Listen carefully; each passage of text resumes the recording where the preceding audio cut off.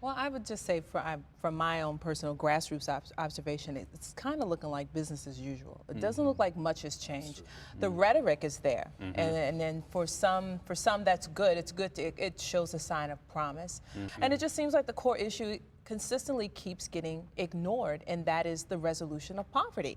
And it just seems as if there's enough resources to allocate towards bombing this and sending troops for that, then why is it so difficult to say that $1 billion that we set up for military, why is it so difficult to say, look, let's create a program where we help to eradicate poverty? And it doesn't seem it is in the best interest of someone to not have that happen. It seems like it would be a good use of investment in the region, especially in the West.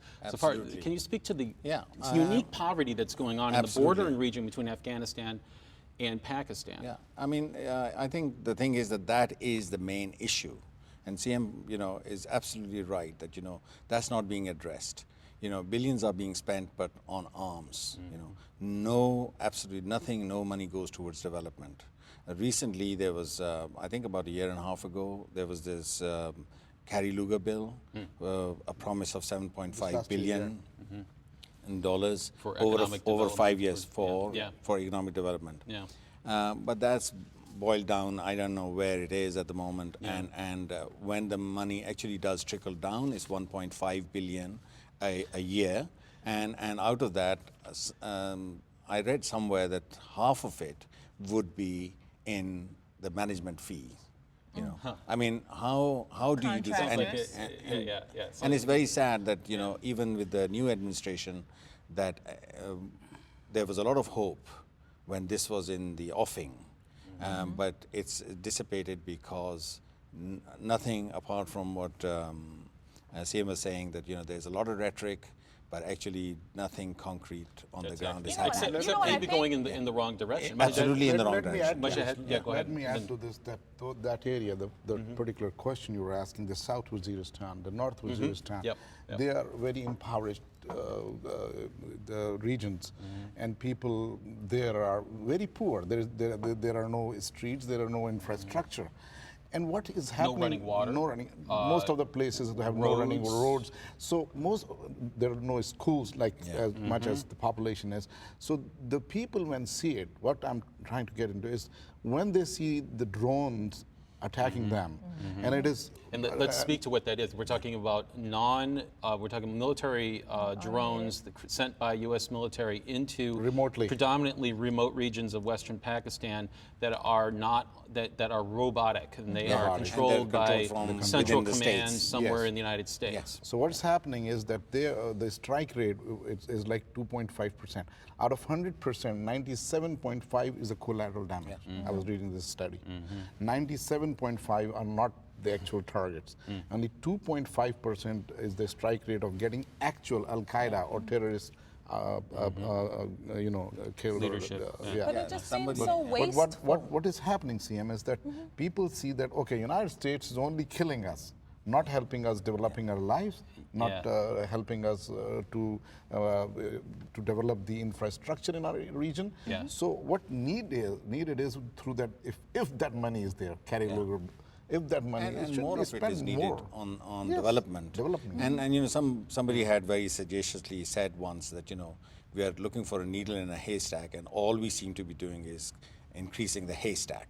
And that's precisely what is happening. That we are not looking at the problems. It's more of the stick, less and less of the carrot. But some would say that hubris is just not in the best interest of capitalism. Or even in the best interest of what's often commonly called U.S. security. It's not. There is a very, very real concern that in the end, what we're dealing with is a military solution, at least a military defense solution, not one that will ultimately eradicate the problem, but will punish those, like Mullah Omar, for instance, who has bragged about living in Pakistan and is bragging about being protected by Pakistanis, that is something that really infuriates Americans, both Pakistani Americans included in this, and they would like something to be done, and that military solution becomes an option. believe in the statements like these right away. If somebody, if he says, okay, I'm being, it is very easy to make. Right. Yeah. You know what? Yeah. But then look at that. That Pakistani army and our security forces are actually fighting these forces, fighting Mullah Omar. Yeah. And they have been so many young, beautiful, handsome army officers were being killed. But I think I have another kind of view on this, that being a poor country, you get told orders, from the United States to do this. The military, what's happening is that a lot of anarchy is spreading in Pakistan because they see not just the U.S. drones and U.S. armed forces in Afghanistan and NATO forces, but Pakistan's own army aligning itself with the U.S. interests and killing their own, and so in the common parlance, you can't go around saying, well, we are acting in the best interest of Pakistan. Okay, they are not in the end in the common perception. They see every day hundreds of people get killed. There is no compensation. I mean, there's and hundreds ridiculous. of millions of dollars going directly to elites in Pakistan who don't want to give that up to the people. Exactly. And compensation paid for somebody killed $200, $250, some ridiculous figures. And it's just rubbing your nose in the in dust. It's not good in the long run of U.S. interests. We are okay. Now that we're speaking to U.S. interests, now when it comes to the way that Pakistan, we've been deconstructing its perception to some degree, I think, but there's no question that Pakistan, at least the military, has a difficult time with regard to controlling elements that are extremist. We're talking also about bombings that took place not only in Pakistan but also in India, sponsorship potentially of the Times Square bombing in New York City.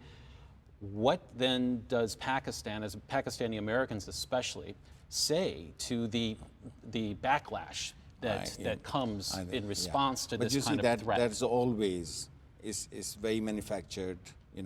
It's not genuine. And the thing is that in the armed forces, my fear is in the long run that there is going to be a dissatisfaction in the armed forces ranks in Pakistan. Okay, the lower ranks see what they are being made to do.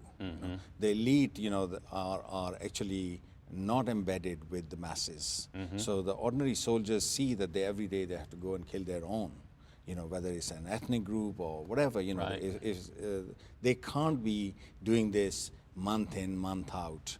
How long without can they any do that? positive impact or outcome, Well, it sounds like almost the instigation of a civil war. Let me talk about that. It's certainly agree that way, Times Square attempt. This guy who was a normal Pakistani young man, who has fully assimilated into the United States. Yes, who has ambitions to come to the United States, have an American dream, and he pursued it. He went to school, did his bachelor's, did his master's, got an American Pakistani girl here, married her.